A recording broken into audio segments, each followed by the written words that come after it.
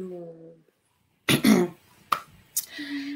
Alors, bonjour tout le monde. Je Allô, pense qu'on tout va le attendre monde. que les gens commencent par rentrer.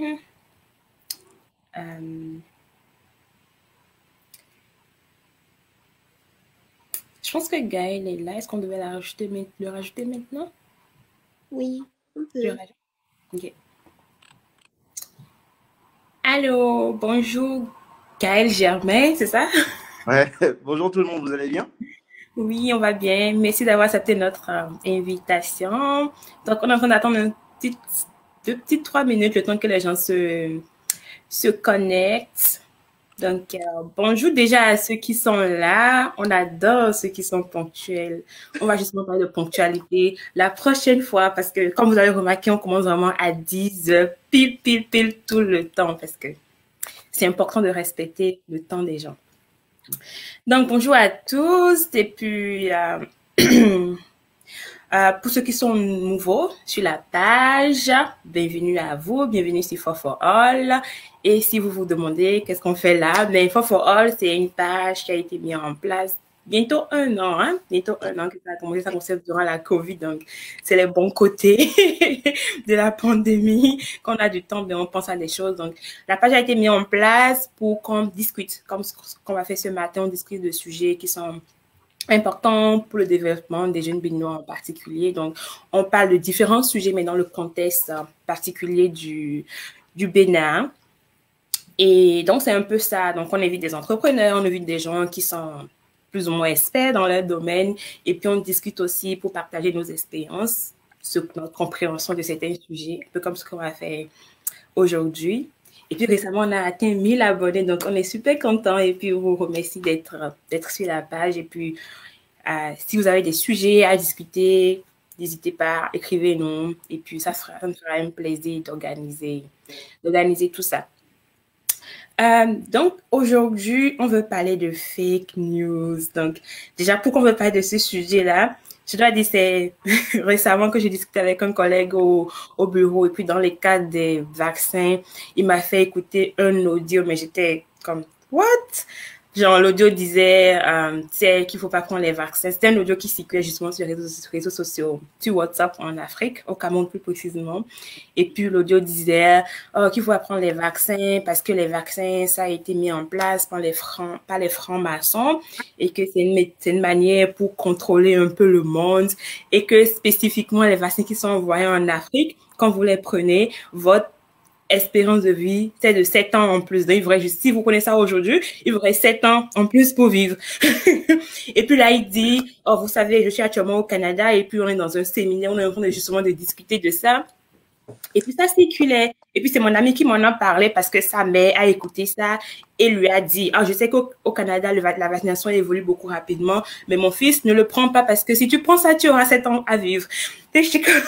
Donc c'est sa mère qui lui a envoyé ça pour dire, écoute, ça c'est vrai parce que c'est même au Canada que les études sont en train d'être faites et il faut pas le faire. Et j'étais comme, ok, d'accord, là, il faut qu'on en parle parce que j'entends souvent des choses sur Internet, même dans les cas des élections, j'ai vu des choses comme pas possible passer récemment dans les cas des élections au Bénin. Et sur nos réseaux sociaux, avec nos parents qui sont pas vraiment familiers avec Internet, c'est parfois on prend des choses telles qu'elles viennent, on pense que c'est vrai et puis on le partage et on intoxique un peu tout le monde, je vais dire. Fait que voilà. Donc ce matin, on va en discuter avec Persid, que vous connaissez déjà, qui est de la page, de la maison, je veux dire, et Gaël Germain, Kodoudou, qui est notre invité aujourd'hui. Donc, je vais les laisser se leur présenter, enfin, nous dire un peu leur connaissance un peu du sujet, qu'est-ce qui les rend un peu legit d'en parler ce matin, je vais dire. Donc, on va commencer par Gaël. Donc, bonjour Gaël, merci d'avoir accepté notre invitation encore une fois. Donc, je te laisse te présenter. Bonjour, merci de m'avoir invité. Alors moi, c'est Gaël Germain, je travaille dans la finance pour un groupe industriel américain, donc je vis en France. Et puis, qu'est-ce qui me rend de ce sujet-là aujourd'hui? C'est parce que justement, dans mon métier, je suis amené à traiter les données, analyser les données qui peuvent provenir d'Internet, qui peuvent avoir un impact sur le coût de la bourse de mon entreprise, donc il y a des procédures. Du coup, par rapport à ça, je dois faire attention à ce que je prends comme données quand j'ai des données, pour ne pas me baser sur des informations fausses qui vont impacter typiquement les salaires de mes collaborateurs après, en fait.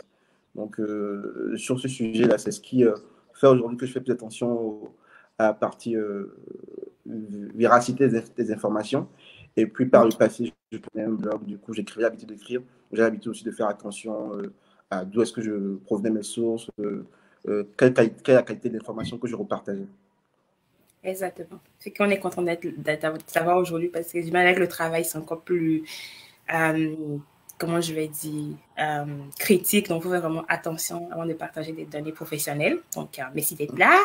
Alors, Pexide, comment ça se fait que tu es voilà. Puis, moi, ce que je vais pas me représenter là, je pense que On te connaît déjà. on m'a vu. Moi, pourquoi je me suis intéressée aux fake news, parce que déjà j'ai fait un diplôme en traitement d'image et je m'intéresse beaucoup à la manipulation des images et il y en a beaucoup qui doivent connaître ce qu'on appelle les deepfakes, les images générées par des intelligences artificielles qui sont quand même comme on peut faire dire à quelqu'un quelque chose qu'il n'a pas dit grâce à cette technique là et ça peut très très très vite prendre de l'ampleur. Je ne savais pas à quel point c'était rendu important jusqu'à ce que je vois tout à l'heure une vidéo de Vladimir Poutine qui dit quelque chose qu'il n'a pas dit en vrai en fait, et ça a l'air que c'est vraiment lui qui parle, ce n'est pas comme ça, c'est vraiment du deepfake, c'est très très. Donc, moi, les fake news, à part ça, il y a aussi le fait que ça fait longtemps que je n'étais pas sur les réseaux sociaux. Je suis revenue juste l'année passée. Et du coup, je commence à consommer de l'information sur les réseaux sociaux aussi. Et je vois aussi beaucoup, beaucoup, beaucoup de choses passer. Et si tu ne sais pas faire le tri, tu te fais avoir et tu as tous les messages qu'on te transfère parce que ça a été transféré plus de 1000 fois et que ça finit dans ton téléphone sur WhatsApp. Tu sais pas pourquoi, parce que ta maman t'a envoyé ça, ton papa t'a envoyé ça, ta tante t'a envoyé. C'est comme les gens partagent les informations et ils ne vérifient pas. Et même moi, ça m'arrive de pas vérifier. Et je me suis déjà fait avoir pas par des fake news, mais par de la mauvaise information. Parce que je ne suis pas allée vérifier, parce que je n'ai pas fait mon devoir. Et c'est très important que les gens sachent que il faut vraiment faire attention. Tout ce que les gens disent, c'est pas. Il faut aller vérifier par soi-même les informations, recouper les informations. Et ça nous prend d'être rigoureux, en fait. C'est très important de savoir faire la part des choses. Voilà. Exactement. Mais merci beaucoup à vous deux. Donc, je vais commencer. J'ai une petite liste de questions, mais ça va rester quand même une discussion. Donc, déjà, pour vous, c'est quoi une fausse nouvelle? Parce qu'on on parle de fake news en anglais, on passe de fausses nouvelles. Et j'imagine que c'est un thème qui regroupe beaucoup de choses. Comment vous définirez ça? À partir de quand est-ce qu'on dit qu'une nouvelle est fausse, je vais dire? Je pense que Gaëlle, tu veux commencer? Il est figé. Est-ce que c'est ma connexion? J'ai l'impression qu'il est figé. Tu m'entends, Bessy? Ok, oui. Je pense qu'il est figé. Il doit avoir des petits soucis de connexion, j'imagine. Donc, on va le laisser revenir tranquillement. Donc, peut-être que si tu veux commencer alors, pour toi, c'est quoi une fausse nouvelle? Pour moi, une fausse nouvelle, c'est une fausse nouvelle. Ce n'est basé, ce n'est pas, c'est faux. OK? Mais ce qui est dangereux avec les fausses nouvelles quand elles sont, qui sont diffusées, c'est qu'elles vont se baser pour beaucoup sur quelque chose qui est vrai. OK? On va aller prendre une image de quelqu'un de très connu et je vais partir sur quelque chose de très, très simple. Sur LinkedIn, les gens partagent beaucoup de citations de personnes et tout ça. Ils mettent Mark Twain a dit telle chose et ils écrivent ça dessus. Mais hier, je regardais une émission en préparant le live et il y avait un des intervenants qui était un psychologue qui disait « Oh, moi, mais j'ai repartagé une image qui donnait une citation de Mark Twain, mais en fait, c'était pas vrai, il n'a pas dit ça. » Tu vois, et ça, c'est quelque chose de basique. Ça ne fait de mal à personne parce que c'est une citation de positivité très, très intéressante. Mais c'est pas Mark Twain qui a dit ça. OK? Mais le truc, c'est que 10 000 personnes, 50 000 personnes vont repartager cette information parce qu'ils se sont basés sur... Est-ce qu'il y a de la crédibilité, j'imagine, le personnage? Voilà, ils sont basés sur une image qui est vraie, en fait. Et pour moi, c'est ça, en fait, le pire dans ce qu'on appelle les fausses nouvelles. Et ce qui est très drôle, c'est quand le terme fake news est devenu très populaire avec les États-Unis. Et moi, ce qui m'a tué, c'est quand ils ont parlé d'alternative facts, des faits alternatifs. Je dis, mais là, c'est encore pire si on doit se baser sur des probabilités pour dire, oui, ça c'est peut-être vrai, mais ça aussi, ça peut être vrai. Mais ce qui est vrai, c'est on peut discuter à ce qui est vrai, mais ce qui est faux, non, mais ça peut être vrai. Alors que ce qui est vrai, c'est sûr que c'est vrai. Mais non, on peut s'amuser avec la pour moi, une fausse nouvelle, c'est quelque chose qui est faux et qui peut se baser sur quelque chose qui est vrai. Okay. Histoire de, en fait, d'aller nous chercher dans nos propres convictions, dans ce qu'on aime nous-mêmes. Et c'est ça qui est dangereux. C'est ça. Est-ce que Gaëlle, ta connexion est mieux maintenant? Non? Non, je pense qu'il y a un problème de connexion. C'est ça, je vais juste retomber sur ce que tu as dit, justement. Oui. Et il faut vraiment faire attention. D'après ce que j'ai compris, il faut vraiment faire attention à tout ce qu'on voit sur les réseaux sociaux. Parce que récemment, c'était dimanche dernier, il y avait les élections au Bénin. Et puis, je voyais une image qui circulait sur beaucoup de pages de personnalités en griffe béninoises. Et puis, ça montrait des personnes qui étaient couchées dans une salle de classe avec des tables blancs. Et puis, ça dit, d'enchâsser pour dénoncer que les gens ne sont pas sortis voter. Genre, tellement qu'il n'y a pas d'affluence que les agents du vote sont en train de dormir. Et ça fait le trou. Mais après, j'ai comme, mais cette image-là, et là, je voulais pour voir un peu où l'image vient, qui l'a pris et tout. Et c'est là que dans les commentaires, je me suis rendu compte que c'était une image Tchad. Donc, c'était même pas une image du Bénin, mais c'était utilisé. Donc, comme tu dis, c'est passé sur quelque chose. L'image est réelle. C'était une image qui existe, c'est pas un montage et tout. Mais là, on fait dire à l'image quelque chose qui est pas réel. Donc, et aussi, comme tu l'as dit aussi, le fait d'associer le nom de quelqu'un qui est respecté, qui est connu à une image. C'est comme un peu pour diminuer notre, pour qu'on soit moins alerte, en fait. Un peu comme si ta maman t'envoie une information, tu vas pas forcément penser à aller le vérifier. Tu es comme, oh, c'est ma mère, ça doit forcément être vrai, et tu comprends un peu.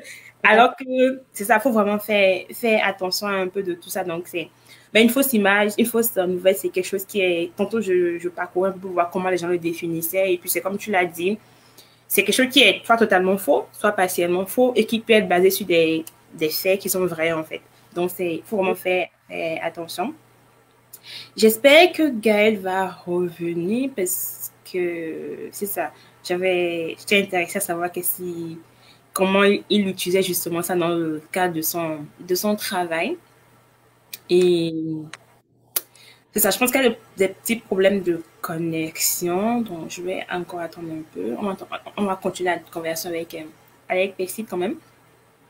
Alors, ma prochaine question, c'était c'est quoi l'histoire la plus vraisemblable ou bien que tu as, enfin, qui t'est passé sous les yeux, je vais dire, mais qui était une fausse nouvelle.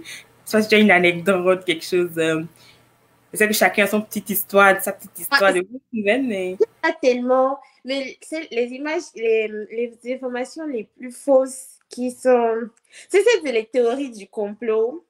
Où on peut dire. Alors, la pandémie, il y en a tellement. Il y a pour les vaccins, il y a pour les masques, il y a pour la puce de Bill Gates. Il y a tout, en fait. Il y en a tout.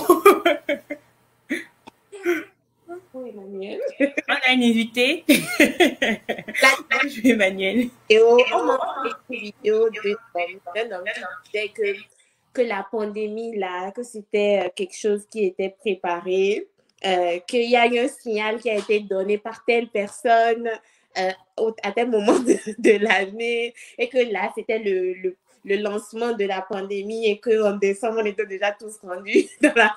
Je suis comme, non. Et ce que j'ai lu hier aussi, c'est que c'était rendu que c'était la faute de Bill Gates, parce que il a fait une conférence il y a quelques années où il disait que le prochain normal, ça va être d'avoir une pandémie, et du coup c'est sa faute maintenant, et que sa fondation, c'est comme laisser tomber. Mais c'est que ça va chercher les gens dans leurs propres convictions. Même moi, au début de la pandémie, mais j'étais complètement parano. En plus, j'étais enceinte, donc c'était multiplié par 10. Et quand il disait qu'il n'y avait pas de masque, je disais, mais non, il me fait un masque, je ne vais pas sortir comme ça. C'est comme trop d'informations. Et quand tu es dans un état où tu as envie d'entendre ce que tu es en train de lire, tu as envie tu y crois bêtement parfois. Tu n'as même plus envie de vérifier. Même si tu es habitué à aller vérifier les informations, mais tu ne vas rien vérifier. Et tu vas savoir parce que les gens qui veulent arnaquer, ils vont se baser sur ce sentiment-là de peur que tu as. Surtout en pandémie, maintenant, on est tous coincés à la maison. C'est YouTube 24 heures sur 24, Facebook, Instagram. Et les gens balancent toutes leurs conneries dessus. Et dedans, tu regardes et puis tu es focus comme ça. C'est comme la drogue. J'ai lu tout à l'heure qu'il y a eu une fake news qui disait genre que la cocaïne guérissait la COVID. Oui, j'ai vu passer là aussi en temps. Mais non, quand même. Attends, ouais, c'est Gaël avec nous. Ouais, je suis avec vous. Vous m'entendez? Oui, on t'entend, mais on ne te voit pas. Je mets que c'est ta connexion que tu veux un peu. Ouais, la connexion qui n'est pas forcément bonne. C'est bon là? Oui, là, c'est bon, ça t'entend bien. Ça fait que je vais revenir un peu en arrière par rapport aux questions que j'avais déjà posées à Pepsi. Donc, c'était pour toi, comment tu définirais à quelqu'un, c'est quoi une fausse nouvelle? Genre, pour commencer. Une fausse nouvelle, c'est l'inverse d'une vraie nouvelle. C'est une information qui n'est pas vraie. Donc, c'est une information qui vise surtout à manipuler, à exploiter les faiblesses des gens pour créer des émotions. En fait, pour moi, c'est à ça qu'on connaît des fausses informations. Enfin, j'ai cru entendre tout à l'heure, quand personne disait que parfois c'est ta tante qui t'envoie des trucs, parfois c'est ta maman qui t'envoie des trucs, parfois c'est tes cousins, etc. Bah, en fait, pour moi, c'est là les fausses nouvelles. C'est surtout des informations qui dont le but, c'est de susciter des émotions fortes et surtout négatives dans le but de manipuler les gens pour obtenir d'une réaction qui peut être une réaction de rejet par rapport au vaccin, typiquement ce que tu racontais en début de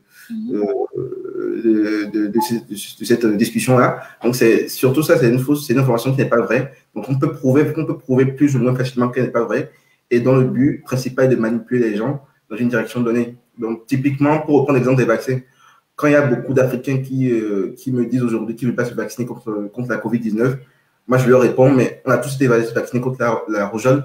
Est-ce que vous saviez ce qu'il y avait dans les vaccins de la rougeole? Si aujourd'hui, on a éradiqué la rougeole, la poliomyélite de nos pays africains, c'est parce qu'on a été vaccinés. À l'époque, nos grands-mères, nos mères ne se posaient pas de questions pour nous vacciner. Donc, on a tous été vaccinés contre la rougeole, contre la polio, contre les différents vaccins obligatoires qu'on a fait. Nous sommes aujourd'hui des adultes responsables, parfois des enfants déjà. Mais personne à l'époque s'est posé la question de on ne va pas me vacciner, etc.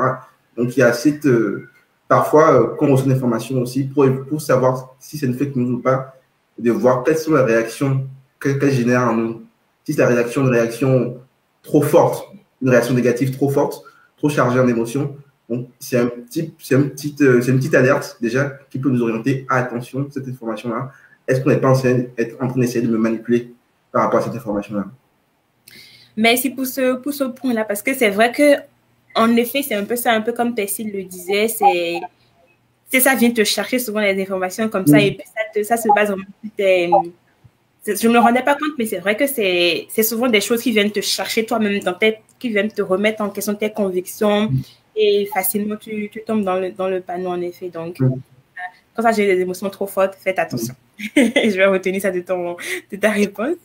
Et je peux rajouter quelque chose, c'est les gens peuvent créer des fausses informations pour diverses raisons, comme vous avez dit, pour influencer les gens. Aux États-Unis, on a vu que il y a eu ça pour manipuler les élections en 2016, mais aussi pour gagner de l'argent. C'est plus on retweet ton information, plus ta vidéo, ta petite capsule sur YouTube ou sur Facebook va être sponsorisée pour avoir des publicités, et plus les gens vont cliquer. Peut-être c'est comme l'argent. L'argent aussi peut faire qu'on va dire, OK, et si je mettais cette information-là sur Internet, qui va y croire? Et puis, ça fait un petit effet boule de neige là, et puis facilement 1 million de personnes ont déjà retransmis ta petite vidéo qui parle d'une connerie absolue. Tous les business qui promettent des revenus rapides. Je vais d'aller voir sur le statut d'une amie qui est au Bénin, ça promettait 300% d'intérêt en 1 an. Et je suis comme, ma chérie, même Amazon ne fait pas ça. Donc, c'est quel business qui fait ça? Mais bon, tu sais, elle a partagé. Je mets que ça vient de quelqu'un qui avait confiance. C'est pour ça qu'elle a partagé. Ben, en tout cas, c'est un peu ça. Et puis, je vais poser une question à toi aussi, Gaëlle. C'est quoi l'histoire la plus waouh qui t'est passée sous les yeux, mais qui était justement une fausse nouvelle? L'histoire la plus waouh, il y a tellement eu d'histoires. Mais je pense qu'avec la situation sanitaire, la crise sanitaire mondiale qu'on vit aujourd'hui, on a eu de très beaux trucs en fait. On a eu de très beaux trucs. Oui, la plus waouh, je vais dire la plus récente, celle qui m'a interpellé le plus, qui m'a frappé. Donc c'est une histoire que j'ai eue aujourd'hui. Donc c'est au Cameroun. Donc au Cameroun, ils ont reçu des vaccins, comme beaucoup de pays africains ont reçu des vaccins. Et du coup, bah, comme beaucoup d'autres pays, ils veulent vacciner les personnels qui sont en première ligne, donc les médecins, les infirmiers, etc. Du coup, il y a un jeune homme qui fait une publication avec des photos qui dit les vaccins ont été reçus et que le directeur de l'hôpital la Kentini, je crois, au Cameroun, a invité les personnels à se faire vacciner. Et que voilà, personne n'est venu se faire vacciner. Donc, même si les personnels de santé ont peur de se vacciner, pourquoi nous? Donc, lui, il ne dit pas toute l'histoire, en fait, parce qu'en fait, il a laissé ce tweet-là, il a laissé cette information à circuler. Sauf que je suis sur compte, quelques minutes, quelques heures plus tard, il republie autre chose. Ah, c'était pas vrai, parce que j'ai les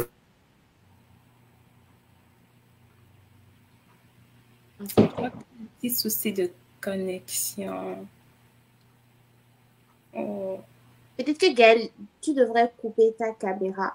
Ouais, peut-être essayer de couper la caméra pour voir si ça va être plus stable.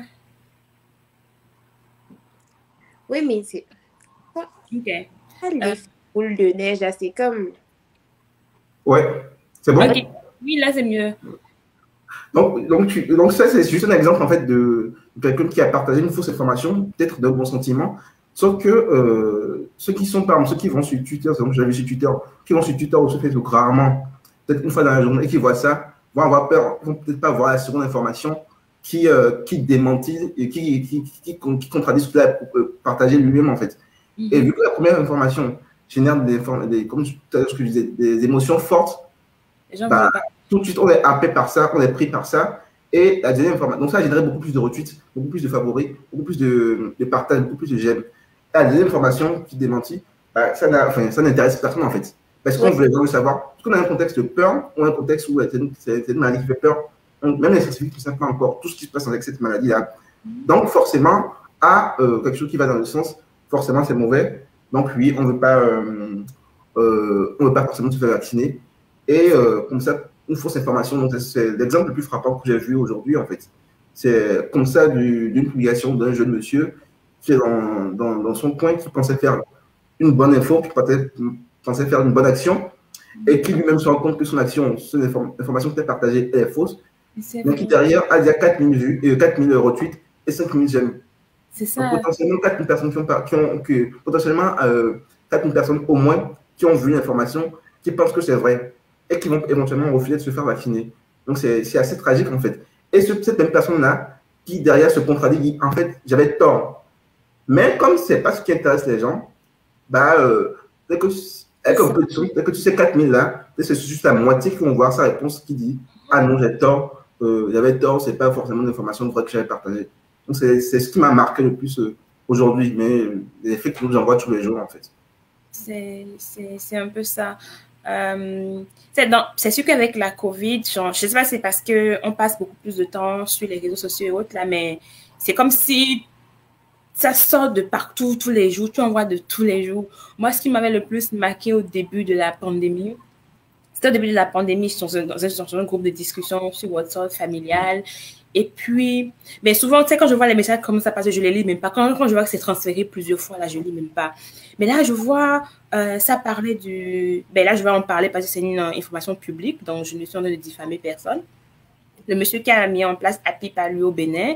Et dans le temps, ça disait que apparemment, il a aussi un médicament antiviral qui s'appelle Apivirine. Et dans le temps, et c'est lui-même qui faisait l'audio. Enfin, c'est d'après ce que ça le disait. Puis je l'avais déjà rencontré une fois, donc je connais plus ou moins sa voix. Mais en tout cas, je ne peux pas le confirmer à 100% que c'était vraiment lui. Mais dans le message, ça disait, c'était un message écrit qui était envoyé. ça disait que son message, son antiviral a été testé au Burkina et que ça fonctionnait contre la COVID. Je veux dire, c'était 2 semaines après qu'on est rentré en confinement, sinon c'était en avril. Et j'étais comme, ok, d'accord, ça fait moins de 3-4 mois que le virus existe. Et puis toi, tu as déjà fait des études pour savoir que ton antivirine était efficace contre ça. Fait que j'ai commencé par dire comme, il faut faire attention à ces genres d'informations-là. Et puis, j'ai fini pas me voir ramasser par les gens dans le groupe qui étaient comme, ben écoute, c'est une une découverte africaine, on devait être fiers, on devait être si. J'étais comme, what? Genre, tu es en train de donner, dans le temps, les gens n'y croyaient pas justement au Bénin qu'il y avait la COVID. Et puis là, toi, tu viens leur dire qu'il y a un médicament. Donc, qu'est-ce que tu es en train de créer? Genre, déjà, ils vont se dire, j'y crois pas, mais si jamais c'est le cas, ben on a déjà un médicament. Donc, tu veux créer une hécatombe là en faisant ça. Et puis là, ils donnent les informations. Tu sais, mon truc est breveté au Canada. Je sais quand c'est breveté au Canada. Je suis sur le brevet au Canada, c'est même pas breveté. Et là, j'étais outrée. Et puis quelques jours après, justement, parce qu'il a associé la découverte au gouvernement burkinabé. Et quelques instants après, moi j'ai continué à suivre l'information. Et ça a été justement démenti. Mais ce démenti-là, comme tu l'as signé, Gaël, n'a pas été publié après. C'est ceux qui ont vu la première publication n'ont forcément pas vu la deuxième parce que c'est moins intéressant. Ça n'apporte pas quelque chose de trop émotionnel, tu comprends, versus le premier. Donc, il faut vraiment faire attention. Et puis ça m'amène à ma prochaine question. C'est ça. Dans quel objectif? Parce que souvent, c'est des gens qui parlent. C'est comme tantôt de ce que je parle, de ce que je disais par rapport au truc camerounais, là. C'est quelqu'un qui s'est assis, qui enregistre un audio, ou bien c'est quelqu'un qui s'assoit et écrit un message, et qui va chercher des photos pour refléter une fausse message. Pourquoi les gens font ça? Je veux dire, c'est quoi l'objectif, en fait, derrière ces genres de messages-là? Alors, il peut y avoir plusieurs objectifs. D'abord, il peut y avoir des objectifs, on va dire, étatiques. Donc, aujourd'hui, on est dans un contexte où c'est des puissances qui parfois sont amies, parfois se font la guerre. C'est Churchill qui disait un État n'a pas d'amis, il fait que des associés au truc du genre. Je paraphrase très mal. Mais en fait, les États ont des intérêts. En fait, c'est pas des amis, on a que des intérêts. Du coup, aujourd'hui, ça peut être une propagande qui est menée par un État. Donc, ça peut être une propagande aussi bien d'un État américain contre un virus, contre un traitement russe, par exemple. Ça peut être une propagande russe contre un traitement américain. Donc, c'est parce que c'est les intérêts qui sont en jeu. De manière très classique, comme Pepsi l'a dit tout à l'heure, à payer de l'argent. Tu penses que, par exemple, des pays africains, mais les citoyens africains, parce qu'ils ne font pas confiance aux Américains, parce qu'ils disent que c'est Bill Gates qui a créé le virus, etc.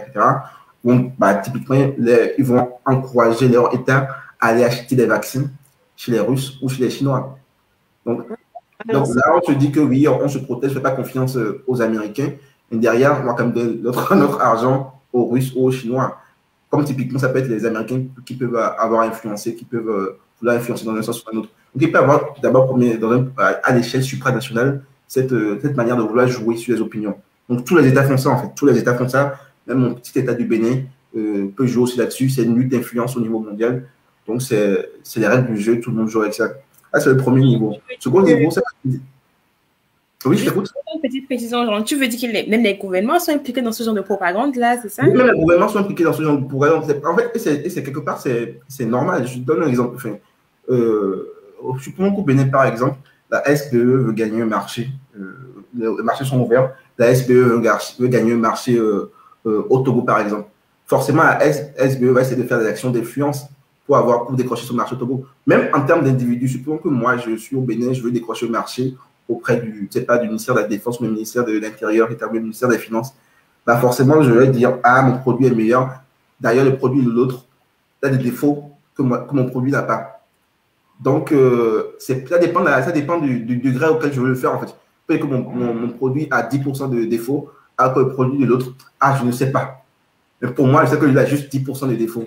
Donc, ça dépend de la manière dont on le fait. Donc, si au niveau individuel, que ce soit peut-être très basique, en fait, que ce soit quand tu vas acheter un bien immobilier, par exemple, quand tu vas acheter un bien immobilier, que ce soit en France ou un terrain au Bénin ou construire une maison, tu vas avoir plusieurs maçons, si tu construis ta maison au Bénin, pour te faire un devis. Forcément, le maçon va te dire, mon devis va te valoir ce qu'il va te coûter. Par contre, l'autre là, j'ai appris que derrière la dernière fois, sur un chantier là, il y avait des problèmes. Je ne sais pas si c'est vrai, hein, mais je te donne l'information quand même. Donc, même si au niveau individuel, on fait ça, on essaie d'influencer, d'avoir une influence sur la décision des gens. Donc, forcément, au niveau étatique, ça se fait aussi. Pour ça, pour gagner des marchés, pour ça, pour avoir des positions dans les postes des organisations des Nations Unies, pour ça, pour avoir des financements, etc. Il y a ce jeu d'influence-là qui est fondamentalement, qui est humain, en fait. Qui est humain, que ce soit même parfois qu'on est à l'école ou qu'on joue, on peut bluffer, en fait. Le bluff, c'est quelque chose d'humain, en fait. Donc, on sait de bluffer.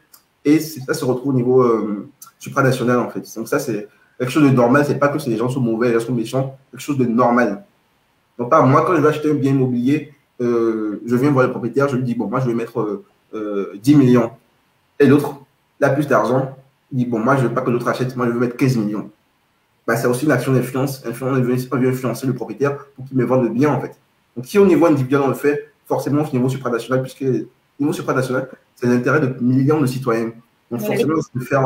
Permet, genre, un exemple très simple d'un État qui influence les opinions des autres. C'est pour la guerre en Irak. Quand les Américains ils sont allés à l'ONU, ils ont présenté des informations sur le programme et pour pouvoir aller envahir ce pays-là. Alors que genre, faire accepter la décision aux Américains, je pense. Plus tard, des années plus tard, on a su que c'était pas vrai. Tu vois à quel point ça peut... Donc, même c'est de manière très simple, en fait. Aujourd'hui, quand beaucoup de pays africains, dans les politiques touristiques, se revendiquent du vaudou ou se revendiquent de l'esclavage, etc., typiquement pour nous, Béninois, on sait que le vaudou, c'est quelque chose de béninois. Il y a peut-être un peu d'influence togolaise, un peu d'influence nigérienne, mais ça ne va pas empêcher, par exemple, les Togolais de dire aussi qu'ils font du vaudou. Ce qui est normal, ce qui est recevable, ce qui est entendable, puisque effectivement ils font du vaudou. Ça ne va pas empêcher les Nigériens de dire aussi qu'il y a du vaudou chez eux, ce qui est normal, ce qui est recevable, ce qui est légitime, parce qu'il y a aussi du vaudou chez eux. Mais nous, eh bien, non, on sait que le vrai vaudou, là, ça vient de chez nous. Et c'est ce qu'il faut utiliser pour attirer les touristes. Donc, c'est pas quelque chose de mauvais, hein, c'est quelque chose. C'est une lutte d'influence que nous avons tous, que ce soit à l'échelle individuelle, que ce soit à l'échelle nationale. Deuxième niveau de lecture de pourquoi les gens font ça, c'est un peu des gens qui veulent se sentir importants. Parce que quand tu partages des informations, que tu le fais de bonne volonté parce que tu penses aider les gens, ou tu le fais pour abuser des gens, ça te donne du pouvoir. Alors, le pouvoir, il y a quelque chose de néfaste en ce qu'il, plus tu en as, plus tu en veux. Donc, sur les départ, tu as 50 personnes qui t'écoutent. Et puis après, derrière, il y a 100 personnes qui t'écoutent.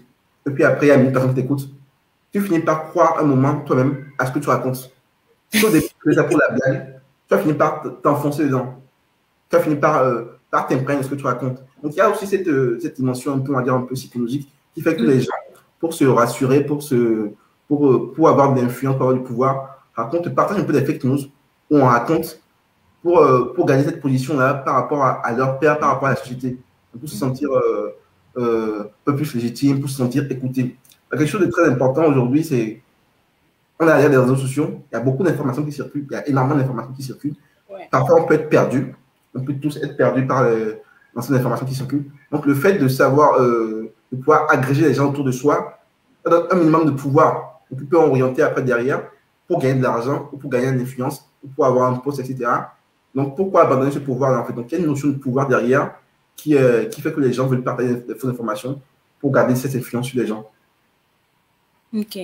Mais merci d'avoir soulevé ce point-là aussi, parce qu'il y a des posts, surtout dans le domaine politique au Bénin, il y a certaines pages que je suis depuis les élections de 2016 au Bénin qui relaient des informations qui sont fausses. Mais chaque jour, il en publie. Donc, peut-être que c'est vrai que tellement il en publie et tellement ça attire du monde que peut-être que dans sa tête, il croit que c'est vrai en fait, parce que je ne comprends pas comment tu peux être bien dans ta tête et publier des choses qui sont juste fausses, en fait. Il y a aucune part de vérité là-dedans, mais tu publies tous les jours. Donc, c'est un point psychologique en arrière aussi pour ces genre de personnes-là, donc. Oui, peut-être aussi, tu ne vas pas prendre la peine de vouloir vérifier, de faire la démarche d'aller vérifier ton information correctement, d'aller chercher la source. Et comme je dis, ça arrive à tout le monde. Dès que ça te touche là, tu perds une partie de ton cerveau raisonnable. Bon, et puis, tantôt, je regardais pour voir un peu si le fléau était vraiment genre impressionnant comme je le pensais. Puis je lisais un sondage, mais ça a été réalisé ici au Canada, là. Et puis ça disait que, tu sais, 95% des Canadiens jugent qu'ils ont déjà été bernés par une fausse nouvelle. Et puis au niveau mondial, mondial, parce qu'ils ont fait le test dans, je pense, dans 50 pays, un peu partout dans le monde et tout.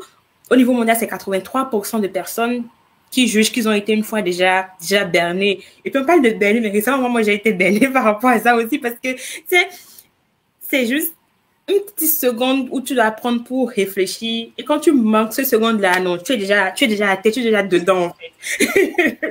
Tu es déjà vraiment dedans. Donc, justement, j'aurais posé la question, c'est, elle en a parlé un peu tout à l'heure. Mais comment on peut reconnaître rapidement une fausse nouvelle? Ou bien, quel comportement on doit adopter face à tout ce qui nous passe sous les yeux pour éviter ces panneaux-là? Oui, vas-y. Déjà, avant de parler des fausses informations, je vais revenir sur un petit point derrière. Je veux dire que tout le monde est bien. Donc, je prends par exemple d'un journaliste qui est de parents médecins. Donc, forcément, quand il va traiter des sujets sur la santé, il ne va pas avoir le même traitement qu'un journaliste qui n'a pas de parents médecins, puisqu'il a bercé dans cet environnement-là. Un journaliste qui est né au Bénin, et qui travaille par exemple à RFI, quand il va traiter des sujets béninois, on n'a pas la même approche qu'un journaliste français ou un journaliste togolais, tout proche, qui a traité des sujets béninois. Donc, forcément, tout le monde est bien. Donc, à partir du moment où tout le monde est bien, ce qui est normal, ce qui est humain, ce qui est naturel, forcément, les journaux dans lesquels qui ont des informations ont aussi des biais. Donc, il faut d'abord comprendre déjà que tout le monde a des biais. Après, comment reconnaître une fausse information? Il n'y a pas de règle d'or par rapport à ça. Déjà, la première chose que je peux demander, source. Qu'est-ce qui publie l'information? Est-ce que c'est une organisation, un organe de presse ou une personne crédible? Donc, par exemple, moi, je travaille dans la finance. Moi, je ne vais jamais parler du traitement d'information, traitement d'image. Si il y a une question sur le traitement d'image, je viens voir personne parce que ce n'est pas mon domaine. Donc, est-ce que cette personne est légitime et crédible pour parler d'un sujet? Parce que je travaille dans la finance et que j'ai un poste intéressant, ça veut dire que je suis crédible pour parler de tous les sujets. Donc, c'est ce qui est un peu dommage avec les réseaux sociaux aujourd'hui. Ça a libéré la parole en ce sens où ça permet à tout le monde d'avoir une opinion et tout le monde juge que son opinion est valable. Moi, je ne suis pas juriste, donc je ne vais pas faire la politique judiciaire, alors que dans mon cercle d'amis, il y a des gens qui sont avocats, qui pourront en parler mieux que moi. Donc, c'est deuxième point par rapport à comment vérifier une information, c'est repérer une information fausse, jouer la crédibilité de la personne qui la partage. Et pour encore vérifier la crédibilité de la personne qui la partage, on peut faire un petit exercice, remonter dans le temps. Tout à l'heure, tu viens de parler d'une page que tu fais de certaines pages que tu fais depuis les élections précédentes au Bénin par rapport aux informations. En fait, pour savoir si cette page est crédible ou pas, ou relève des fausses informations ou pas, on retourne dans le passé, on regarde toutes les informations qu'elle a partagées. Alors, comme c'est déjà passé, on peut voir la véracité de ce qui est passé. Ok. Bon point. Donc, si elle a passé une information en 2019, on peut rapidement vérifier si l'information en 2019 est vraie ou pas. Si elle a passé une information en 2019, on peut rapidement vérifier si elle est vraie ou pas. Donc, ce faisant, c'est un petit exercice qui permet de savoir si une information est vraie ou pas, ou quel est le niveau de crédibilité d'une information, en allant vérifier l'antécédent de ceux qui ont publié l'information. Parce que typiquement, pour donner un exemple, si on suppose qu'on veut embaucher un gardien et que tu vas vérifier l'antécédent de ton gardien et que tu apprends que dans toute ta vie dans laquelle il a travaillé et les cambriolages, tu vas te poser des questions. Donc, même si ça ne veut pas dire que c'est à cause de lui, mais c'est grâce à lui, mais tu te poses des questions. Donc, c'est un exercice tout simple. Et c'est des exercices que nous faisons en pratique dans nos vies réelles sur beaucoup de choses. Mais que quand c'est une information, nous n'arrivons pas à les faire. Alors, troisième point pour vérifier une information, il faut faire attention aux chiffres, aux informations qui sont données dans l'article, dans la fake news. Si je vous dis que 50% des Béninois préfèrent manger le riz, en fait, en réalité, ça ne veut rien dire. Parce que 50%, ça peut être 50%. Je peux avoir pris un échantillon de 100 personnes. La moitié, 50 personnes ont répondu qu'ils préfèrent manger le riz. Je peux faire un article qui dit que 50% des Béninois préfèrent manger le riz. Donc, si on dit par exemple que telle entreprise réalise un chiffre d'affaires de 50 milliards, ça ne veut rien dire sur la performance financière, la performance en termes de rentabilité de l'entreprise. Parce que tu peux réaliser 50 milliards de chiffre d'affaires et avoir zéro en bénéfice et même perdre de l'argent. C'est le cas typiquement des Uber, des Deliveroo, etc., qui gagnent énormément d'argent en termes de chiffre d'affaires, mais en termes de rentabilité, on perd énormément. Donc, il faut aussi faire attention et faire ce petit exercice-là pour se rendre compte de la qualité des chiffres qui sont donnés et pousser l'analyse un peu plus loin, légèrement plus loin, pour se rendre compte, est-ce que le chiffre qu'on me donne, c'est un chiffre crédible? Et ce chiffre-là, on le met dans l'ensemble, est-ce que dans l'ensemble, il est pertinent? Si on te dit que 50% des Béninois préfèrent manger du riz, par exemple, et que l'étude a été réalisée seulement dans un quartier de Porto-Novo, ce n'est pas représentatif de l'ensemble des Béninois qui vivent au Bénin, puisqu'il n'y a pas que Porto-Novo comme ville au Bénin.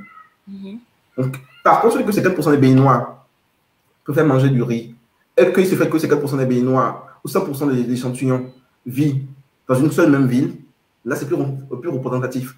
Il faut essayer à chaque fois de remettre le chiffre, les informations qui sont données, dans le contexte général, pour voir est-ce que ça colle au contexte, est-ce que ça fait du sens par rapport au contexte. Et le troisième exercice qu'on peut faire, c'est de vérifier les images. Personne fait du traitement d'image, donc elle pourra mieux expliquer que moi. Les articles sur les fake news ont souvent des images très parlantes. Avec Google Images, on peut faire une recherche d'images pour voir est-ce que l'image a été republiée plusieurs fois déjà, elle a été utilisée plusieurs fois déjà. Et les outils qui existent pour voir si l'image n'a pas été retravaillée, n'ont pas traité l'image, l'image n'est pas passée sous Photoshop. Donc, rien que ça permet aussi d'avoir déjà des informations par rapport à une image, à une information, à une fake news.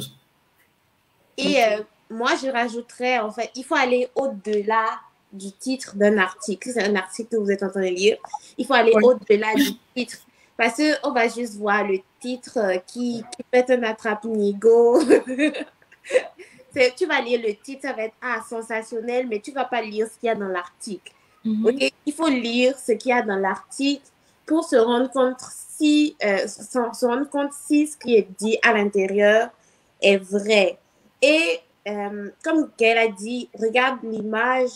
Tu peux faire une recherche d'image en fait dans Google, je pense. Tu vas voir si l'image n'a pas été republiée. Et juste même, si cette information a été republiée 10 000 fois, je veux dire, fais un cross-checking, va chercher la même information ailleurs pour voir si cette information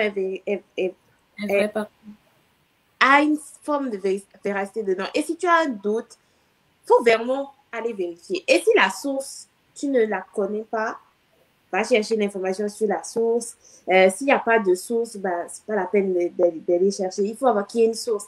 Et il faut aller prendre de l'information de gens qui sont, comment dire ça? Familiers au domaine, voilà, qui sont des experts, mais aussi des gens vers qui tu peux, contre qui tu peux te plaindre. Ce que je veux dire, c'est, il faut aller chercher des informations d'un site, du site d'un journal connu, parce que eux, ils sont tenus de donner une information qui est correcte. Ils peuvent faire des erreurs, mais quand ils vont faire cette erreur-là, ensuite ils vont dire, on s'est trompé, voilà la vraie information. Parce que les informations, il y en a tellement que c'est impossible de savoir faire le tri correctement, mais il faut aller prendre des informations à des sources crédibles. Et si tu vas prendre des informations chez quelqu'un que tu connais pas, qui a juste fait un repartage d'informations sur WhatsApp et que tu as lu et puis voir le titre du truc t'a plu, donc tu es allé chercher, bah, c'est comme, il faut aller chercher des informations à une source qui est crédible et à qui tu peux faire un procès, quelqu'un qui va se sentir concerné et responsable. Il faut aller chercher des informations chez quelqu'un qui a quelque chose à perdre si jamais on se rend compte qu'on doit associer à quelque chose. Que l'information que tu vas donner doit être juste. Okay. Ensuite, c'est vraiment aller au-delà du titre. Là. Il y a des titres, tu vois ça, un vaccin a été trouvé contre le coronavirus dans tel pays. Mais il y en a plein comme ça. Moi, je me rappelle au début de la pandémie, j'en ai vu plein qui disaient « Oh, on a découvert un médicament contre la COVID. » Et tu es comme « Ah oui, pourquoi moi je ne suis pas au courant? » Donc, c'est vraiment... Émotion des informations, en fait. Il faut enlever les émotions. Et ça n'a pas seulement rapport avec les informations, les news, non. Ça a rapport avec tout. Quand tu veux appliquer quelque chose, moi, je me suis déjà fait avoir ça 2 fois, ok? Je voulais... Depuis que j'étais petite, moi, je suis obsédée par me brosser les dents. Et c'est chiant, mais il faut se brosser les dents et ça m'obsède. Donc, je me suis dit, mais pourquoi il n'y a pas une brosse à dents qui est comme... qui prend toute la bouche, et ça te lave la bouche très, très rapidement et tout, genre. Et je suis tombée sur, je suis allée, moi je vais chercher plein de choses sur Internet, je m'intéresse à beaucoup trop de choses pour mon compte. Donc, je suis allée sur les plateformes de financement participatif comme Indiegogo, là, et j'ai trouvé un projet de faire une brosse à dents qui prend toutes les dents pour se brosser les dents. Et je trouve ça intéressant. Ah oui, nice, c'est quelque chose d'intéressant. Donc, j'ai financé ce projet-là. Mais, il y a quelques temps, je suis allée sur Internet et j'ai vu une publicité d'une brosse à dents, la même chose et tout. Je me dis, mais ça existe depuis très longtemps, le truc. Mais tu sais ce qui est le pire? Le pire, c'est que, c'est pas, je ne dis pas que ce sont des gens, le projet que j'ai financé, il est passé sur tellement de chaînes, il est passé à la télé, au Las Vegas, bref, c'est passé à plein de choses. Donc, ça m'a conforté dans mon idée que, j'ai financé un bon projet. Et je ne suis pas sûre que ce soit un mauvais projet. Je ne dis pas que c'est un mauvais projet. Je ne sais même pas si c'est un mauvais projet. Je l'ai financé. Mais je suis allée sur un site la dernière fois. Je me dis, je n'ai pas fait mon devoir quand même sur beaucoup de choses. Donc, je suis allée checker sur Reddit. Et je me suis rendu compte qu'en fait, j'ai lu un article sur Internet qui disait que, en fait, les brosses à dents d'eux-mêmes, en fait, n'ont pas encore prouvé une très, très grande efficacité. Je dis, mais là, c'est comme, il faut aller, et tu as la paresse, parce que tu vois, ça résonnait en moi, parce que avec les gens auxquels je pensais depuis très, très longtemps, ça résonnait en moi. Je dis, ça c'est un projet qui m'intéresse, je vais le financer. Et tu te fais avoir facilement. Facilement. Tellement facilement, quand c'est émotionnel, il faut enlever les émotions de dedans. Et je me suis fait d'avoir 2 fois. À la deuxième fois, je n'ose même pas.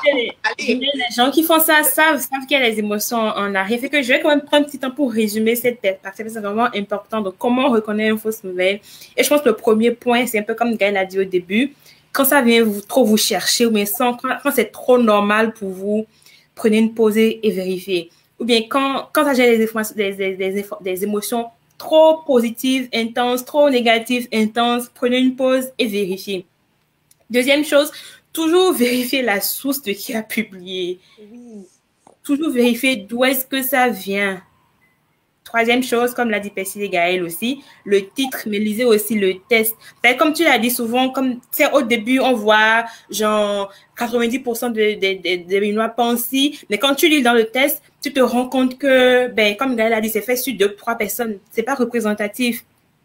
Aussi, faites très attention aux articles qui disent tout. C'est scientifiquement prouvé. Ça veut rien dire scientifiquement prouvé. Je suis scientifique, je suis en recherche scientifique, mais quand on vous dit que c'est scientifiquement prouvé, tant que vous ne savez pas comment les chiffres ont été collectés, comme Gaëlle a dit, ça veut absolument rien dire scientifiquement prouvé. Même dans les articles scientifiques, il y a des choses qui sont fausses. Donc, sur Facebook, c'est sûr que ça pilule. C'est même en nous, c'est les gens qui prennent le temps de vérifier des choses, qui sont familiers aux chiffres. C'est facile de mentir même dans une étude scientifique. C'est facile de faire dire aux chiffres ce qu'on veut. Donc, il faut faire très attention et regarder. Et s'il vous plaît, si vous n'êtes pas à 100% sûr que votre information est vraie, ne la partagez pas. Je pense que c'est ça le problème en fait. C'est pas si quelqu'un produit une nouvelle et qu'il l'envoie et personne ne le partage, on s'en fout. Oui. Mais c'est parce qu'on le partage, justement, que ça fait des dégâts que ça après. N'importe quoi qui vous passe par les mains, si vous n'êtes pas à 100% sûr, s'il vous plaît, ne la partagez pas. Surtout à votre famille, surtout à vos proches. Parce que quand ça vient de nos proches, on baisse la garde, on ne vérifie pas. On ne vérifie pas. Moi, récemment, je me suis fait faire, il y a une copine qui m'a envoyé quelque chose qui dit Adidas offre des chaussures pour la journée du 8 mars. C'est une amie à moi, fait que j'étais comme... J'ai même pas pensé à aller le vérifier.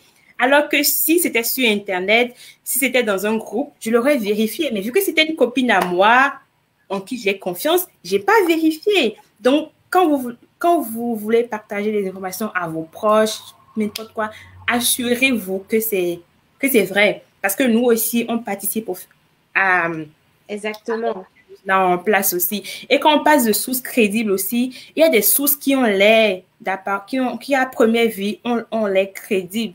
Faites attention aussi. Un peu comme la dernière fois, on parle de Forbes Afrique, Forbes France. Faites attention. Qui publie des articles qui vous présentent des jeunes qui sont rendus millionnaires à 17 ans, on ne sait pas comment, on ne sait pas d'où et où. faites attention. C'est pas parce que c'est Forbes que c'est vraiment crédible non plus. Je peux me faire passer pour un millionnaire dans Forbes Afrique demain matin si je le veux. Bon, ça, je vais revenir là-dessus parce que c'est. Moi, je travaille dans la finance et puis j'ai travaillé, fait de l'entrepreneuriat en Afrique. Donc, je peux dire aux gens, pour être dans Forbes Afrique, même pour être dans Forbes Europe ou bien Forbes France ou Forbes États-Unis, il y a une chose très simple à faire, il faut payer. Cette tarif existe.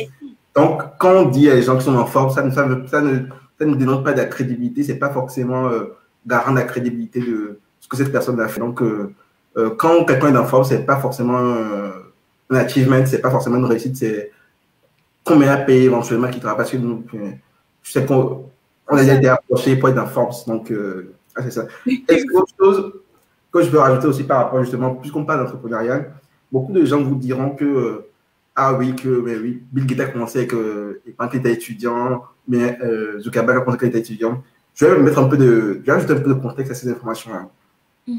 Quand on prend ces gens-là, qu'on prend même la liste ce qu'on appelle des milliardaires là, quand on fait les études statistiques, ce qui sort, c'est que pas d'entre eux, c'est les héritiers. Donc, c'est les parents de leurs parents, leurs grands-parents, etc. Pour l'exemple de Bill Gates, par exemple, il y a un très bon documentaire sur lui, une série de documentaires sur lui sur Netflix. Ouais. Et ils disent sur Netflix que quand il partait en vacances avec ses parents louaient une île. Donc, si déjà, quand il partait enfant, il partait en vacances, et ses parents avaient la possibilité de louer une île pour les vacances, ça veut dire qu'il n'est pas d'une famille pauvre. Donc, il faut mettre ça en perspective, en fait. C'est sûr. Il faut mettre en perspective. Quand on parle de ces entrepreneurs, souvent les gens nous disent qu'ils ont abandonné l'école. Je suis désolé. Ils ont quitté Harvard ou Wharton. Ils n'ont pas quitté l'université de Degan ou bien l'université d'Abomey-Calavi. Mais pour entrer à Harvard ou Wharton, c'est un réseau. Il y a des gens super influents. Et souvent, qu'est-ce qu'ils ont fait? C'est pas qu'ils ont abandonné les études. Il y a des programmes qui existent où tu peux mettre en pause tes études. Et si le projet ne marche pas, tu reviens. Un peu comme Mark Zuckerberg l'a fait, justement. Il a fini ses études à un moment donné. Donc, c'est pas qu'ils ont quitté une université qui n'est pas cotée, ils ont quitté une université qui est hyper cotée, ils ont quitté les meilleures universités du monde pour travailler sur des projets. Et si les projets ne marchaient pas, ils seraient revenus. Et pour revenir à ce que je disais par rapport à ça, comment est-ce qu'ils ont fait pour entrer dans ces universités-là, en fait? C'est que les parents ont suffisamment de ressources pour payer ces universités-là. Parce qu'une année de scolarité à Harvard, par exemple, coûte plus de $100 000. Et ce n'est pas n'importe qui peut payer une année de scolarité à Harvard. Donc, il faut que les parents aient des ressources. Donc, quand on parle d'entrepreneuriat, il faut aussi saisir le contexte dans lequel ces personnes-là ont réussi. Je ne dis pas qu'il faut enlever le mérite qu'elles ont à réussir. Elles ont fait énormément d'efforts, elles ont fait beaucoup de sacrifices. Mais il faut aussi saisir le contexte qui existe, l'accompagnement qui existe. Moi, quand j'étais entrepreneur en France, j'avais des aides de l'État français. Bien qu'étant béninois, et les aides de l'État français. Donc, aujourd'hui, quand les gens vont parler d'entrepreneuriat au Bénin, je dis, mais est-ce que déjà l'État bénin vous donne les mêmes aides? Si l'État bénin ne donne pas les mêmes aides, quel entrepreneuriat ce n'est pas le même entrepreneuriat en fait. Ce n'est pas les mêmes règles, ce n'est pas le même contexte. Quand on parle de l'éco Dangote par exemple, on va revenir sur un exemple fameux d'entrepreneuriat en Afrique. Souvent, les gens ont oublié de dire que pour se lancer, il y a 40 ans, il y a 50 ans, son grand-père lui a prêté $1 million. Donc, à l'époque, $1 million, c'est pas 10 000. Donc, si on ramène ça à l'inflation, c'est peut-être équivalent de 50 millions. Je ne connais pas la valeur exacte. Peut-être équivalent de 50 millions de dollars aujourd'hui. Donc, pour se lancer à l'époque, son grand-père déjà lui prêtait $1 million. Donc, quand on était parti de rien, c'est fou. Il y a un cheminement, il y a un parcours. Donc, il y a aussi ces fake news autour d'entrepreneurs en Afrique qui aussi sont voulus par nos dirigeants, parce que nos dirigeants aujourd'hui sont incapables de mettre en place des politiques pour assurer un emploi aux gens. Ce n'est pas eux de créer des emplois, mais c'est à eux de mettre en place des politiques qui vont faire que les entreprises vont créer des emplois. Comme ils sont capables de faire ça, ils vendent l'entrepreneuriat à tout le monde. Or, tout le monde ne peut pas être entrepreneur. Si tu es entrepreneur, il faut bien que tu embauches tes gens. Oui. Je te remercie d'avoir soulevé ce point-là. Et puis, ce qui est drôle, c'est que on a reçu plusieurs entrepreneurs justement sur la page Fofolle qui nous ont dit, avant d'entreprendre, sois sûr que tu es rassasié. Je pense que c'était beaucoup plus Mabel qui avait soulevé ce point-là. C'est on n'entreprend pas quand on n'a pas de coussin, par exemple. Donc, merci d'avoir soulevé ce point-là.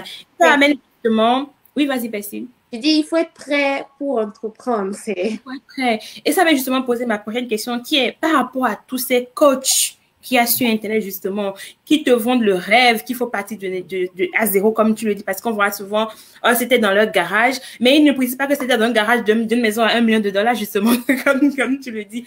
Comment faire comprendre à ces jeunes que, oui, c'est sûr que on peut se faire de l'argent dans l'entrepreneuriat, mais c'est pas aussi comme ça, comme ces coachs-là le disent dans leurs vidéos et publications, ou bien les coachs en amour, les coachs en sentiment.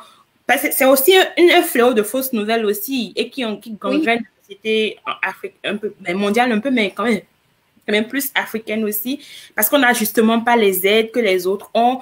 Et puis, c'est souvent ces gens qui viennent de l'extérieur, justement, qui sont familiers avec un contexte qui favorise l'entrepreneuriat des jeunes et qui viennent nous vendre le rêve que c'est possible de faire en Afrique avec les mêmes contextes, et que c'est ça. Comment expliquer aux jeunes que oui, c'est possible d'entreprendre dans le contexte africain, mais comment les expliquer qu'il faut faire attention et ne pas prendre pour content tout ce que ces multiples coachs vendent sur Internet. Moi, le truc des coachs, il y en a tellement. Dès que tu ouvres une page YouTube, là, tu vas tomber sur le gars qui te dit, oh, il y a un an, j'étais un SDF, maintenant j'ai une maison à 1 million d'euros. Je vais t'expliquer comment faire. Viens suivre ma vidéo de 15 minutes gratuite. Et ensuite, je vais pouvoir te prendre 7 000 euros pour 3 mois, ou je ne sais pas combien. Les gens, tout ce que les coachs disent là, je n'ai rien contre les coachs. Hein. Personnellement, je n'ai rien contre. Je n'ai pas d'argent pour m'en payer. Vous pouvez dire ça, que je suis une hateuse ou quelque chose. Mais si vous achetez un livre de développement personnel basique, vous allez trouver tout ce qu'ils disent dedans. Ok, ça existe depuis tellement de la nuit des temps, comme il le disait. Tous les conseils du coach là, genre ne prenez rien personnellement. Tout ça là, ça existe dans des livres qui ont été écrits il y a des dizaines d'années. Moi, mon premier livre de développement personnel, il y a des coachs, c'est bien de se faire suivre et tout, mais oui, les coachs qui te vendent du rêve, il faut faire attention à ce genre de coach là. Mais en fait, c'est comme, et moi j'ai suivi une émission en fait sur le phénomène des coachs en fait. C'est comme, il y en a un qui était coach en fait, qui avait une page YouTube qui disait en fait que c'est une pyramide. Parce que tu vas à une conférence de coach, vous êtes nombreux, on te hype, tu es hypé, tu es content, et tu vas faire de l'argent, tu vas pouvoir coacher 10 personnes, c'est comme, on te coach pour que toi-même tu deviennes coach. Ouais, vous voyez là qu'il y a ça commence à avoir un petit problème. Et c'est vrai que des fois, on a besoin d'accompagnement. Des fois, on a besoin de gens pour nous aider. Et il faut savoir faire la part des choses. Mais ne rendez pas riche le coach juste comme ça. C'est aller chercher beaucoup d'informations. Renseignez-vous sur la personne. Renseignez-vous sur ce qu'elle fait. Mais si vous avez besoin de soutien, allez vers des gens qui vont vous aider, des gens qui sont experts dans ce que vous voulez faire, qui vont vous donner un accompagnement. C'est ça. Enfin, plus qui ne va pas vous ruiner. Parce que moi, personnellement, je trouve que c'est trop cher. Mais quand tu vas dire ça, tu vas lire sur Internet, des gens disent « Oh, tu ne veux pas investir sur toi. » Mais je veux dire, c'est pas raisonnable des fois. Il faut aller chercher le bon coach. Et il y a des gens qui ont juste besoin d'un suivi, parfois psychologique, qui ont besoin qu'on les écoute. Il vaut mieux peut-être aller voir une psy, parce que ça va vous revenir beaucoup moins cher.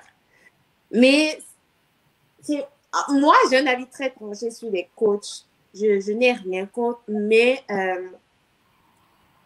si vous avez besoin de développement personnel, allez lire des livres là, et suivez des vidéos YouTube, calme, basique, faites de la méditation, du yoga, je ne sais pas, mais descendez un peu la pression sur vous-même. Parce que les coachs, le truc avec les coachs, c'est qu'il y a une nécessité de réussir, et que si tu ne réussis pas, c'est de ta propre faute parce que tu n'as pas su appliquer. Ça met tellement de pression. Pression sur les épaules. Il faut redescendre un peu et se calmer. Genre, moi, je dirais, si tu veux investir dans un coach, investis de l'argent que tu as envie de perdre. Parce qu'après, ça te rapporter quelque chose. Voilà l'auto. Que tu peux te permettre de perdre. Oui, que tu peux permettre de perdre, que tu as envie de perdre. Gaël, est-ce que tu voulais quelque chose à rajouter par rapport à ce point-là? Moi, je suis des coachs, j'ai des avis très, très, très tranchés. Déjà, avant de parler des coachs, je voulais rappeler à tout le monde que j'ai un peu, je peux peut-être m'amener de coaching, mais je dis à tout le monde que je pense que tout le monde fait de son mieux. Quel que soit en fonction de l'environnement dans lequel on est, en fonction des enjeux qu'on a, en fonction des difficultés, des qualités, des défauts, des contraintes qu'on a, tout le monde fait de son mieux. Je ne pense pas que quelqu'un se lève pour dire ah, aujourd'hui, je vais foutre ma journée en l'air. Tout le monde se lève et fait de son mieux. Donc, ce que je voulais rappeler d'abord aux gens, c'est que même si parfois c'est difficile, sachez que vous faites de votre mieux. Oui. Ça, c'est important. Il faut important d'avoir de l'empathie pour soi. Ça, je l'ai réalisé après 30 ans, quasiment 30 ans que j'ai réalisé. Il faut avoir de l'empathie pour soi. C'est hyper important. Même si vous faites des erreurs, c'est pas grave. Vous faites de votre mieux, vous essayez d'avancer. Après, je suis à partir des coachs. Il y a plusieurs choses qui me viennent à l'esprit. La première chose qui me vient à l'esprit, là, par exemple, c'est que les vrais entrepreneurs qui ont réussi, c'est pas les voir en train de donner des conférences de coaching. Vous ne voyez pas Bill Gates, vous ne voyez pas, même Dangote, dont on parle souvent, donc, qui est l'exemple de beaucoup de jeunes Africains. On ne voit pas Dangote faire des conférences de coaching pour apprendre aux gens à entreprendre. Parce qu'ils ont des employés à gérer, ils ont un business à faire tourner, ils ont de l'argent à gagner, ils ne sont pas là en train de faire des conférences de coaching. Donc, les vrais entrepreneurs, ceux qui réussissent, souvent, ne sont pas là pour faire un coaching. Ils partagent autrement. Ils ont l'initiative pour partager autrement. Il n'y a pas des fondations, pas des bourses, etc. Mais ils ne font pas des séances de coaching. Ça, c'est la première chose. Deuxième chose, c'est tu soulèves un truc important, que ce soit les coachs, on va dire, entrepreneuriaux, ou même sur les coachs émotionnels, etc., qui mettent la pression sur l'individu, genre, c'est ta faute. Non, c'est pas de ta faute. Parce que tu réussisses ou pas, c'est pas seulement, on ne peut pas réussir seul, mais on peut jouer ensemble parce qu'on est le fruit d'un environnement, on est le fruit d'un contexte, on est le fruit d'une époque.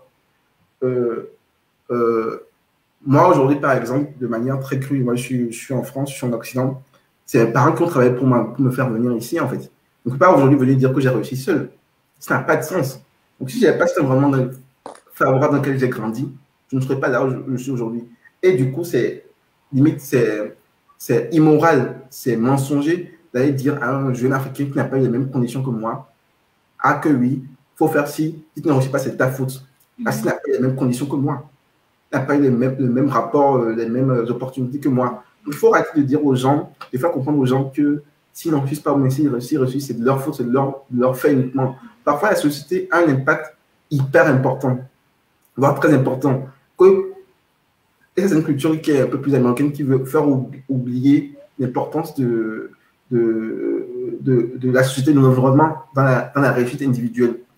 Pour reprendre l'exemple des entrepreneurs, par exemple, pour bien entreprendre, il faut recevoir une éducation de qualité. Il faut avoir des universités où quand tu viens en cours, tu n'es pas pressé, vous n'êtes pas 100, 200 dans l'amphi. Il faut avoir des bibliothèques assez spacieuses, pour avoir des professeurs qui sont disponibles pour éduquer, pour apprendre. Il faut avoir des business angels qui sont ouverts à ça. Aujourd'hui, en Afrique, on n'a pas de business angel. Le réseau des business angels, il n'est pas extrêmement développé. Donc, on ne peut pas dire à quelqu'un qui ne réussit pas en Afrique que c'est de sa faute. En fait, il n'y a pas de destinée unique ou individuelle. Il y a une destinée collective puisque nous évoluons dans une société ensemble. Donc, il faut que les gens se rassurent aussi un peu par rapport à ça. Il ne faut pas laisser les coachs vous faire penser que ils sont très présents. Non, je vois tellement et puis c'est hallucinant. Mais je pense qu'on va réserver spécialement un live pour ce phénomène de coach là parce que je vais aborder rapidement, mais je me rends compte que c'est important de prendre le temps d'en parler vraiment plus profondément. Fait que on se contacte après Gaël et puis on se refait un live sur ce sujet en particulier parce que moi je décroche. C'est un gros sujet aussi. Je décroche. Et puis beaucoup de gens perdent beaucoup d'argent sur ça et puis en tout cas. On a eu, merci à tous ceux qui ont mis des commentaires sur le live. Donc, Gaël, très bon sujet. Il y a Ife, bonjour Ife, qui dit, oui, pour Apivrid, c'était pas vrai, il faut plusieurs mois pour faire des tests sur l'efficacité d'un médicament. Mais justement, mais la population en général ne sait pas. À part pour la COVID, ça s'est fait en moins d'1 an, là, pour développer un médicament, ça prend des années, ça prend parfois des décennies. Donc, et puis en plus, pour des antiviraux, pardon, mais les gens ne sont pas au courant de ça, justement. ça me ramène à ma dernière question que j'avais. Comment on sensibilise la population en général? C'est les gens de la génération de nos parents, ou bien même les gens qui doivent sensibiliser, qui doivent être responsables parce qu'on fait un live là actuellement. Les gens vont l'écouter, ils vont en parler autour d'eux, mais c'est sûr que on n'est pas BBC non plus, on n'est pas YTB. Oui. Dans la vie de tous les jours, qu'est-ce que chacun peut faire justement pour faire comprendre qu'il faut que tu fasses vraiment attention à ce que tu dis sur ton téléphone. Et puis c'est pas parce que, puis j'ai aussi l'impression que, ben ça c'est avec ma mère que j'ai cette impression là. C'est comme j'ai dit tantôt, dans la vraie vie, quand on se parle, on prend quand même le temps de vérifier ce que l'autre a dit. Mais quand ça sort du téléphone, c'est comme si c'était forcément vrai. Tu sais, c'est avec ma mère que j'ai remarqué ça. Elle te dit, mais tu ne vois pas ça que c'est écrit. Et je suis comme, mais c'est pas parce que c'est écrit dans le téléphone que c'est vrai, maman. Donc, comment sensibiliser les gens qui sont pas familiers au fait que c'est facile de mentir, même quand c'est sur Internet? Comment sensibiliser? Qui doit sensibiliser? Déjà, excuse-moi, Gaëlle, déjà nous-mêmes, il ne faut pas repartager les informations. Ce n'est pas nécessaire. Ça leur donne une chambre d'écho énorme. Ce n'est pas nécessaire de repartager les informations. Genre, moi, le documentaire que je regardais hier, ça disait qu'il y a une trentaine d'années, si tu pensais qu'il n'y avait pas eu d'alunissage, par exemple, tu n'irais pas dans un café à côté de la place là et dis « Ah, les Américains n'ont pas atterri sur la Lune, c'est faux, ils étaient dans le désert à Las Vegas, quelque chose. » Personne ne va t'écouter. Personne ne va t'écouter, justement. Maintenant, là, tu es dans ta maison, tu prends ton ordinateur, ton téléphone, tu tapes ça sur Internet. Les Américains n'ont pas atterri sur la Lune. Oh my God, tu vas trouver des millions de personnes qui vont être d'accord avec toi. Et vous allez faire une chambre d'écho là, vous allez vous caresser le poil, vous allez, ça va être comme une, c'est dans votre oui. Et ça ne sert à rien de repartager les informations parce que ça vous empêche de réfléchir en fait. Donc, commencez par dire aux gens, ne partagez plus les informations. Moi, si tu m'envoies une information qui a été retransmise 10 000 fois, transférée 1000 fois, en plus, c'est bien parce que ça te dit combien de fois ça devient transféré. J'adore cette fonctionnalité de WhatsApp en passant. Je regarde même plus. C'est comme, ok, je regarde plus, j'ai pas envie de regarder. Je suis désolée, je ne veux pas regarder. Je ne vais pas regarder et je ne vais pas retransférer. Si ça fait une petite chambre d'écho, moi, je vais peut-être taper sur Internet, voir, mais qu'est-ce que c'est que ça? Et si la première ligne, je ne trouve rien, je passe mon chemin. Et je ne vais même pas peut-être 10 minutes à chercher une information. S'il ne m'intéresse pas, ne repartagez pas les informations. Ça leur donne beaucoup trop d'écho. Ça leur donne tellement d'écho que, dès que tu as un petit truc en toi qui te dit ça peut être vrai, c'est foutu. Donc, ne repartagez pas les informations. Allez chercher vos informations sur des sites officiels, sur des sources officielles et des gens à qui vous pouvez demander des comptes. C'est ça. Vérifier, est-ce qu'il y a un nom, est-ce que ce nom-là est connu, est-ce que vous pouvez aller chercher des informations sur la personne, est-ce que le journal, le site internet que vous êtes en train de regarder est un site internet référencé. Allez faire vos devoirs ou sinon arrêtez d'écouter les informations sur Facebook, Instagram, Twitter là. Regardez les vidéos de gens drôles là, c'est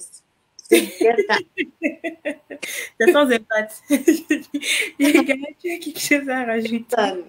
Moi, je pense que la responsabilité collective, on a tous éduqué ensemble, on a tous se protéger ensemble parce que les fausses informations peuvent avoir des impacts assez importants, négatifs sur nos vies respectives. Donc, la responsabilité est collective et pas que individuelle.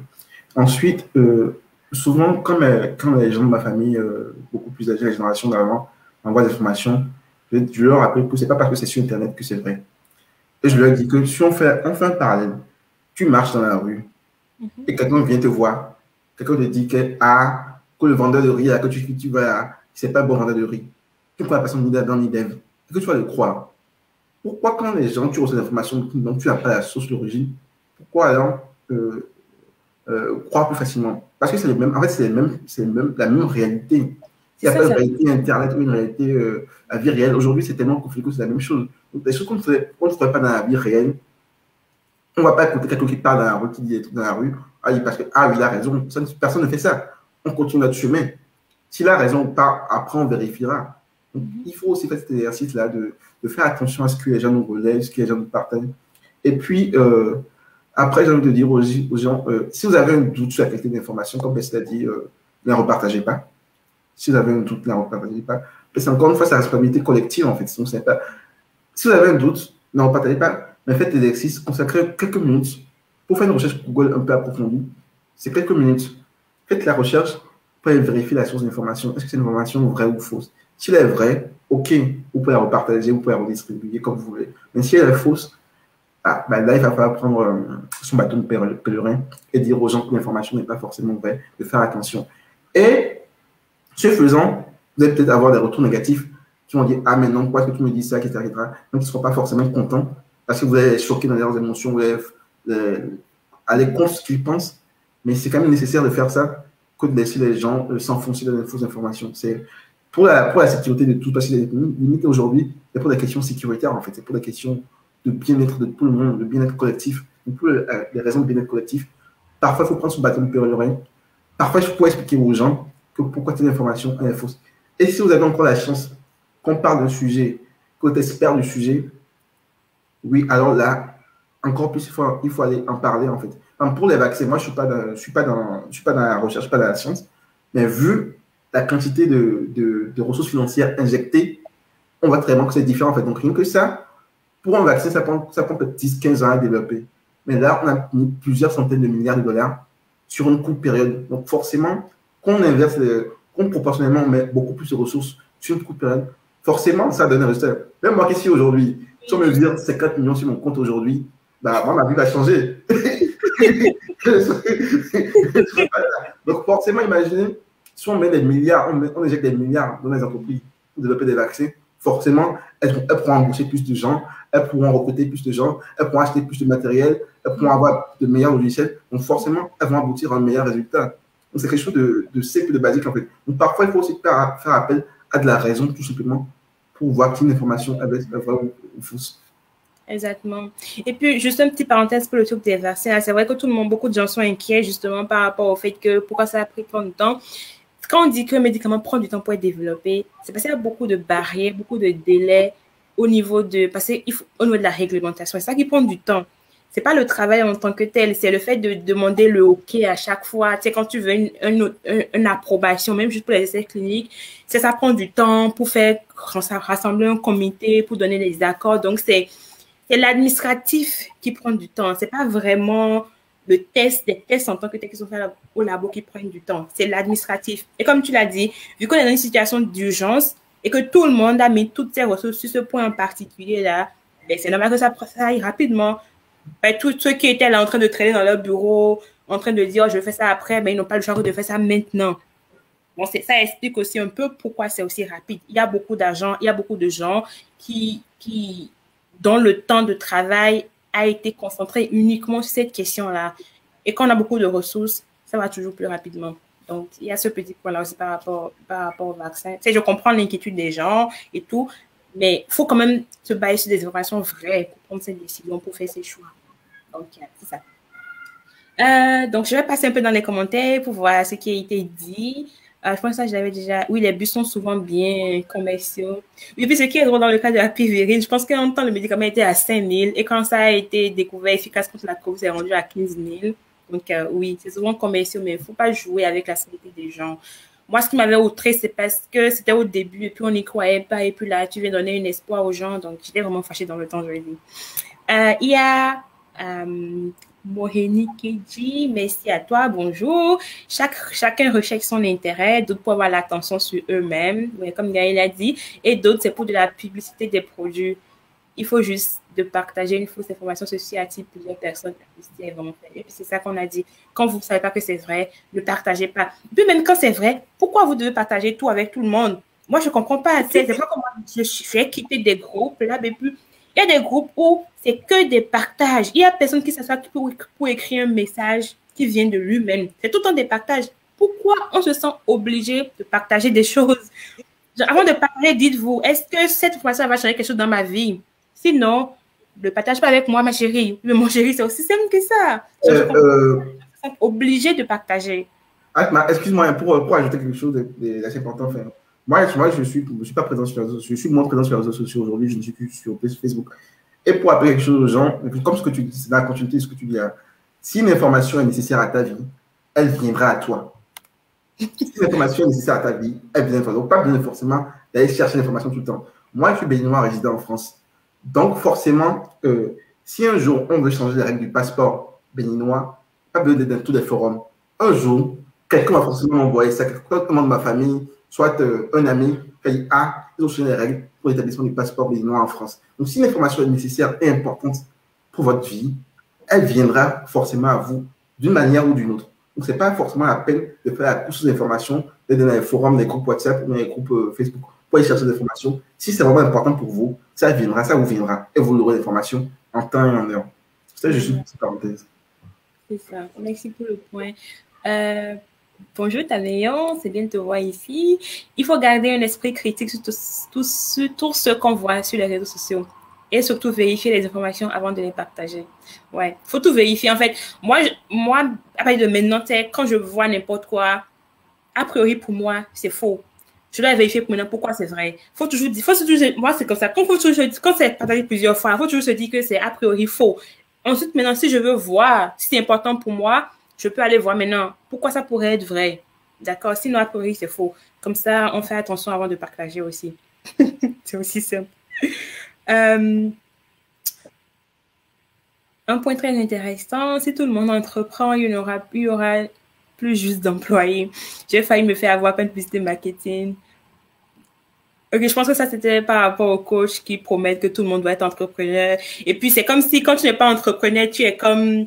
Quand tu foutais ta vie en l'air, en fait. Mais bon, c'est la mode. Moi, je me dis, ça va passer. Donc, continuez à aller à l'école, ne sait jamais quand la mode va passer, là.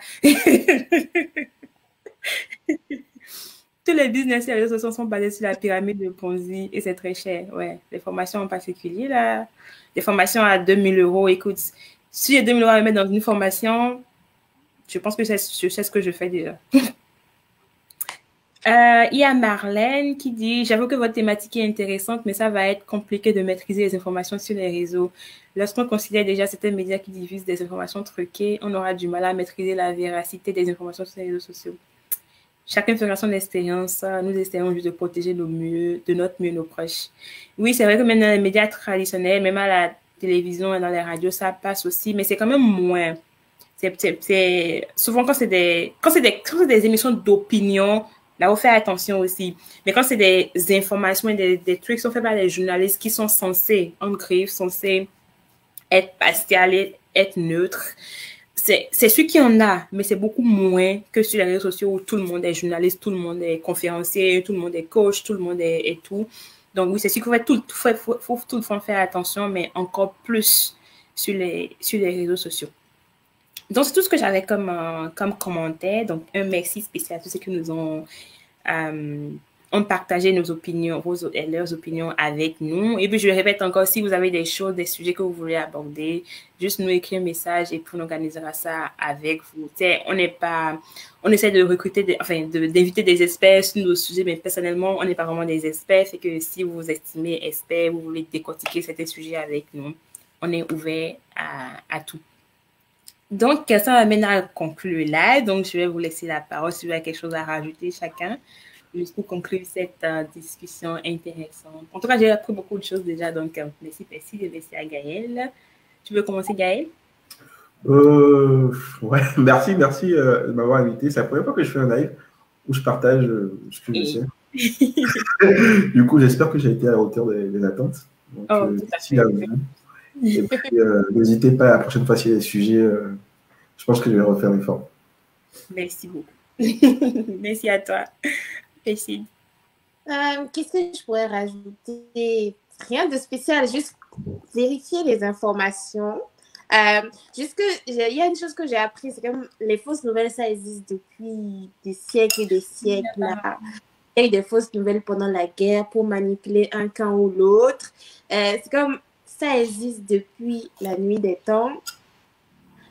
Juste, ça atteint des niveaux très, très impressionnants avec les réseaux sociaux. Donc, faites attention. Je n'ai pas pu parler des deepfakes, par exemple. Une prochaine fois, on va en reparler avec quelqu'un qui est encore plus expert que moi des deepfakes sur les photos, des images, des vidéos de personnes tu as l'impression que c'est cette personne, la personne que tu vois en train de parler, mais c'est pas elle en fait. Donc, il y a tellement de choses qui circulent sur Internet. Il faut vraiment faire attention. Il ne faut pas devenir parano.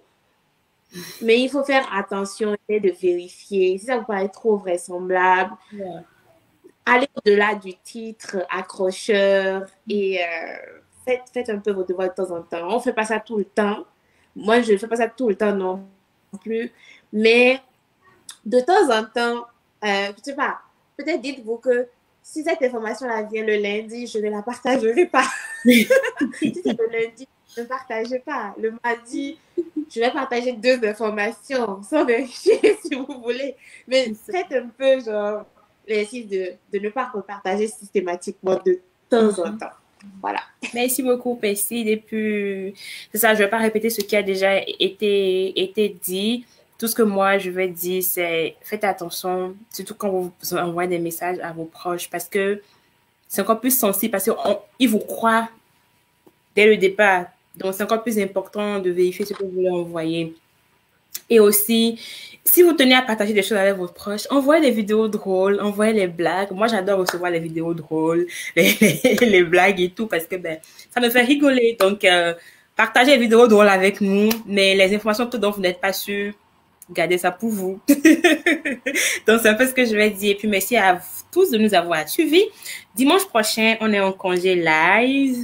Donc, il n'y aura pas de live dimanche prochain. Donc, on vous revient le...